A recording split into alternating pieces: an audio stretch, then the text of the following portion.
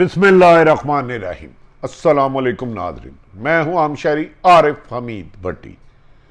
आज लाहौर से अहम तरीन खबरें, सियासी डेवलपमेंट बहुत तेजी से बदल रही है नाज़रीन, लेकिन एक तरफ हुकूमत से उसके इत्तेहादी सख्त नाला हैं।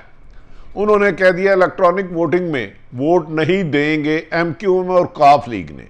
आज हुकूमत की इत्तेहादी जमात काफ लीग ने कि रोएज लाई साहब ने दबंग बयान देकर सियासत को हिला के रख दिया। उन्होंने कहा हम माजी में हमें जिस तरह इग्नोर करके चला जा रहा है इस तरह अब नहीं चलेगा, हम स्ट्रेटेजी आगे बनाएंगे। नाज़रीन, इन सारी बातों के बाद ऐसा लगता है कि इमरान खान की हुकूमत खतरे में आ चुकी है। लेकिन आज कोर कमेटी के इजलास के बाद वजीर आजम इमरान खान ने अपने साथियों को कहा है कि अगर अपोजिशन इत्तेहादी जमातें छोड़ के जा रही हैं तो इसमें घबराने की कोई बात नहीं। मैं क्रिकेटर हूं और आखिरी गेंद तक लड़ना जानता हूं, आप घबराए मत, हम किसी के हाथों ब्लैकमेल नहीं होंगे। इसके लिए मैं कोई भी बड़ा फैसला कर सकता हूं। जिस पर उनके साथियों ने उन्होंने पूछा, मशावरत की कि बताएं आप मेरे साथ खड़े हैं, तो वजीर आजम के तमाम साथियों ने कहा कि आप जो भी स्टेप लें, हुकूमत में रहना, हुकूमत से जाना, मिड टर्म इलेक्शन कराना, नए इलेक्शन कराना या किसी भी इदारों के साथ टकराओ, आप साथ रहेंगे। नाज़रीन, लेकिन सूरत हाल थोड़ी सी तशवीशनाक है। लगता है वजीर आजम पाकिस्तान को मुकम्मल हकायक से आगाह नहीं किया जा रहा। नाज़रीन, जब वज़ीर आज़म पाकिस्तान इस बात पर बाजिद थे और 3 साल उन्होंने पूरी कोशिश की कि वो पाकिस्तान में धांधली के हाथ में के लिए इलेक्ट्रॉनिक वोटिंग हर हाल में लाएंगे और ओवरसीज पाकिस्तान को वोट देंगे। मादी में इत्तेहादी जमातों ने दर्जनों मरतबा नाराजगी का इजहार किया, लेकिन ना नजर आने वाली ताकतें उन्हें मजबूर कर देती थी, वो वज़ीर आज़म का साथ देते थे। 6 अक्टूबर को होने वाली बड़ी डेवलपमेंट में बाद सियासतदान कहते हैं कि हालात चेंज हो गए हैं। अब पसे पर्दा ये हकायक आ गए हैं कि शहबाज शरीफ मुतरक हो चुके हैं। उन्होंने पिंडी में 2 मुलाकातें की और उन्हें गो हेड दिया गया।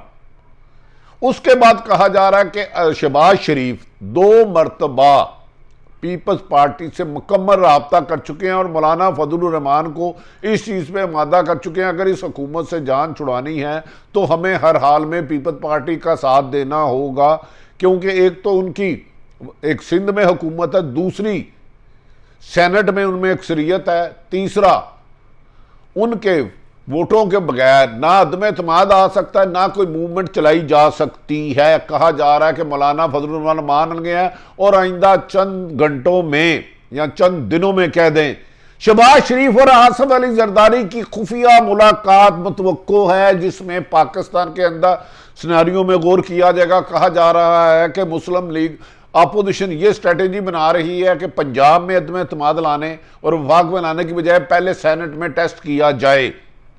अगर वो सेनेट में कामयाब हो जाते हैं तो उन्हें अंदाज़ा हो जाएगा कि पसे पुरता ताकतें ने इमरान खान को अपना इंडिपेंडेंट कर दिया है और इमरान खान इस पर क्या फैसला करते हैं ये इमरान खान ही जानते हैं। नाज़रीन, सेनेट में अगर चेयरमैन में तब्दीली लाते हैं, माजी में भी तब्दीली लाने की कोशिश की गई तो 66 MN ने जब वोट डाला तो 51 रह गए। अब कहा जा रहा है कि हुकूमत अपोजिशन चेक कर रही है कि उनके साथ कोई गेम तो नहीं हो रही, उनके साथ हाथ तो नहीं किया जा रहा, उन्हें इस्तेमाल तो नहीं किया जा रहा। उन्होंने एक तरफ तो पंजाब में मुतरक हो चुके हैं चेंजिंग लाने के लिए, वफाक में दूसरी फोकस सेनेट में कर रहे हैं। आज नाज़रीन, सियासी सिनेरियो मुकम्मल तौर पर चेंज हो गया जब मुस्लिम लीग नून के सरबराह मुस्लिम लीग काफ के सरबराह चौधरी शुजात की हिदायत पर परवेज लाई स्पीकर पंजाब ने सेंट्रल कमेटी का इजलास बुलाया और परवेज लाई की सदारत में इजलास हुआ, जिसमें मोनस लाई और दीगर ने कहा, उन्होंने कहा कि हम अब माजी में हुकूमत की तरह गूंगे होकर साथ नहीं देंगे। ये कोई तरीका नहीं है कि जैसे ही हुकूमत को जरूरत पड़े तो हमें बुला लेते हैं। यहाँ तक कि उन्होंने कहा बस 3.25 साल PTI ने सोलो फ्लाइट की है, हमें किसी भी मशावरत में भी नहीं रखा। यहाँ तक कि जब आईनी तरमीम की जाती हैं उसमें भी हमें एतमाद में नहीं लिया गया, इलेक्ट्रॉनिक वोटिंग में हमें नहीं पूछा गया, हमें उसके बाद ओवरसीज पाकिस्तान के लिए पूछा गया। उन्होंने नैब में ऑर्डिनेंस के लिए तरमीम की नहीं पूछी तो अब हम माजी के में उनके वजन ज़्यादा नहीं उठाएंगे। इससे पहले काफ लीग वाशगाफ लफ्ज़ों में कह चुकी है कि अगर यही हालात रहे तो वो पीटीआई का साथ छोड़ देंगे।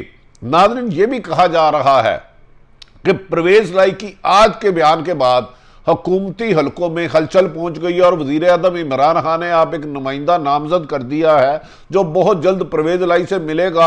और परवेज लाई का इस मौके पर हमारी खुद उनसे बात हुई है। उन्होंने कहा 3.25 साल हमने हर मुश्किल हालात में हुकूमत को रेस्क्यू किया कि पाकि पंजाब का बजट मंजूर हो ही नहीं सकता था जिसमें जीरो कारकर्दगी वजीर आला पंजाब की थी। लेकिन मैंने पुराने सियासतदानों को, काफ लीग और नून लीग के और सबको मिला के, पीपल्स पार्टी को मिला के 3 बजट मंजूर कराए जो अक्सरियत ना होने की वजह से भी हो गए।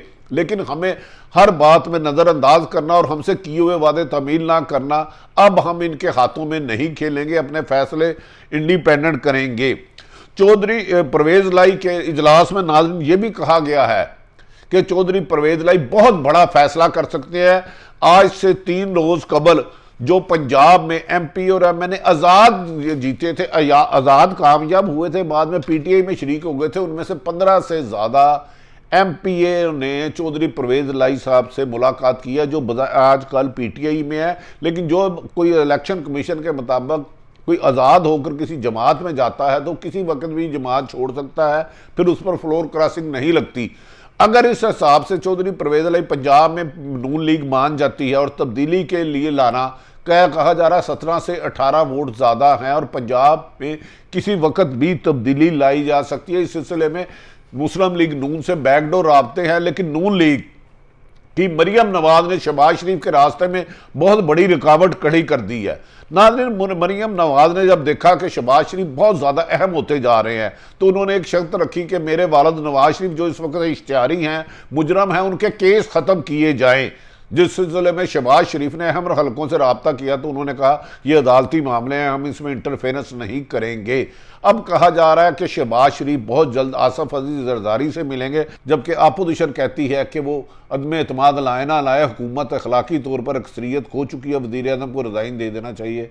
जबकि वज़ीर आज़म इमरान खान का कहना है कि मैंने मादी में एतमाद का वोट लिया, अगर अपोजिशन में इतना दम हम है तो वो अदम एतमाद ले आए अगर वो कामयाब हो गई।